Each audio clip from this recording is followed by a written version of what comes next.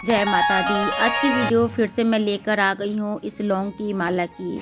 जो लोग शहर में रहते हैं वो लोग अड़हुल का फूल, लाल वाला फूल जो माता रानी पर चढ़ाते हैं तो माता रानी प्रसन्न होती हैं और पूजा सफल होता है, ऐसी मान्यता है। लेकिन शहर में रहने वालों के पास ये लाल रंग की अड़हुल की फूल की माला मिलना इतना इजी नहीं है। कभी अगर हम गमले में लगा भी लिए तो किसी एक दिन मिल जाता है, या हो सकता है कि पूरे 9 दिन में एक भी बार वो न खिले।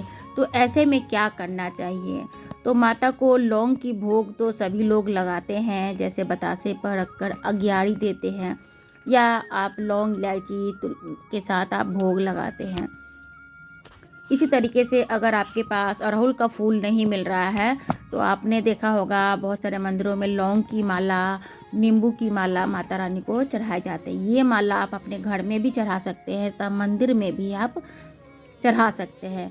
इस लौंग की माला की संख्या कम से कम आपको 9 जोड़े होने चाहिए, यानी कि 18। उसके बाद आप 9, 11, 21, 51, 108 की इस तरीके से आपको लेनी होती है। 11 अगर आप लेते हैं तो 11 जोड़े यानी 22 हो जाएगा, और 51 लेते हैं तो 52 हो जाएगा।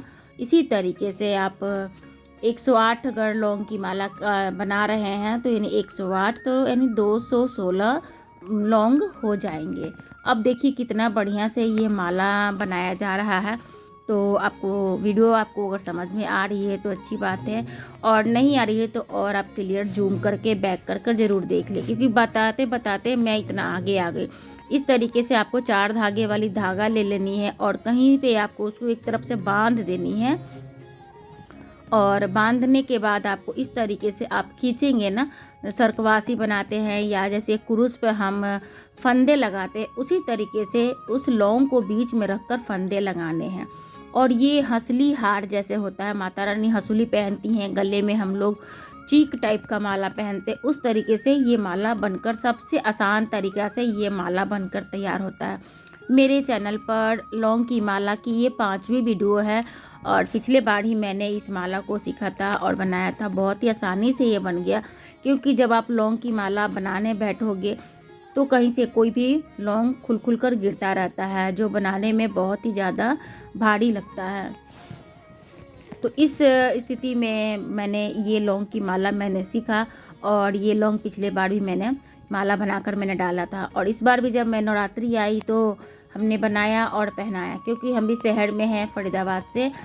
तो यहाँ पर मेरे पास मेरे घर में अवेलेबल नहीं होता है ये गुड़हल के फूल की माला, कभी निकल जाता है कभी नहीं निकलता है। तो मैं पहले वाले दिन ही लौंग की माला बनाकर माला मैं पहना देती हूँ।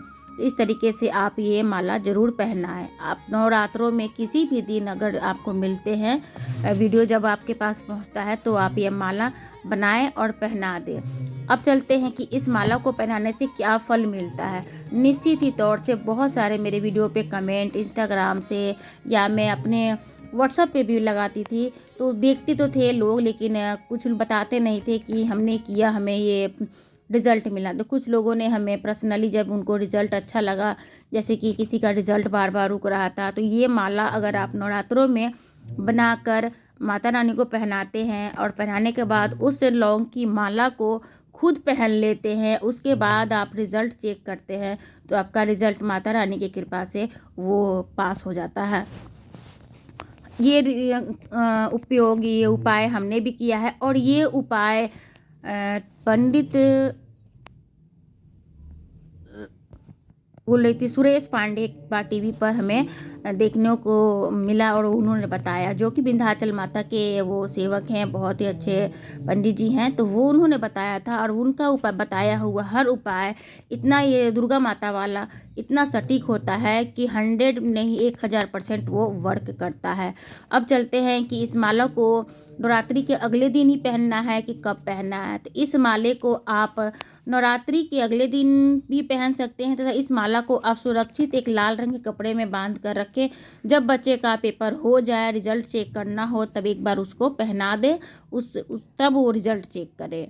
तो ये होता है। साथ में जब उस माला को, क्योंकि ये लौंग की माला हम कितना देर पहने रखे रहेंगे, फिर इस आप माला को निकाल कर उसी लाल कपड़े में जो कभी लाल रंग की पोटली आती है चांदी के सिक्के वाली, उसमें थोड़ी सी लाल वाले सिंदूर डालकर इसे रख देते हैं। अगली नवरात्रि बाद आप चाहे तो इसे आप मिट्टी में दबा दें अथवा आप इसको खा लें।